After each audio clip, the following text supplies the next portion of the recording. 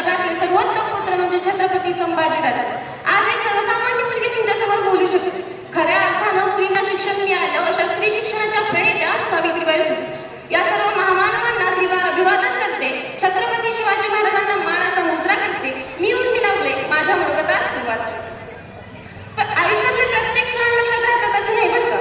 काही क्षण विसरून म्हणता विसरत नाही किंवा त्यातलाच आजचा अक्षर. आज शिवजयंती. आजची आपली परिस्थिती किती बदलली आहे ना. पूर्वी लोक तुम मुझे खून दो मैं तुम्हें आजादी दूंगा असे म्हणायचे. आत्ताचे लोक काय म्हणतात, तू मला तर मागू दे मी तुला सुनावे. हाच का होता शिवरायांचा समाज. तसं फासावर चढणारे राजगुरू सुखदेव भगतसिंग आज आपल्याला कुठे पाहायला मिळत नाही. मैं मेरी झाशी नाही दूंगी अशी म्हणणारी मर्दानी, इंग्रजांशी लढणारी झाशीची राणी आज आपल्याला कुठे पाहायला मिळत नाही.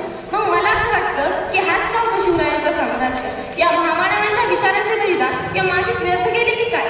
स्त्री भ्रूण हत्या, कौटुंबिक अत्याचार, शेतकऱ्यांच्या आत्महत्या या समस्यांना बघितल्यावर असं वाटतं की हाच का तो शिवरायांचा साम्राज्य. 16व्या शतकातला 19 फेब्रुवारीला एक शिवनेरी तारा चमकला. सह्याद्रीच्या खऱ्या पुकाऱ्यामध्ये एक आवाज उडला, अहो माझा राजा जन्मला, शिवबा जन्मला, अहो माझा राजा जन्मला.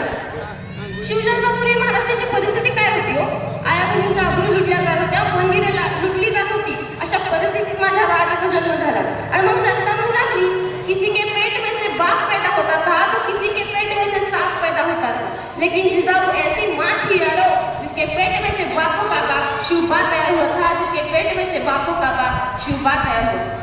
350 वर्ष झाली माझ्या राजाचं.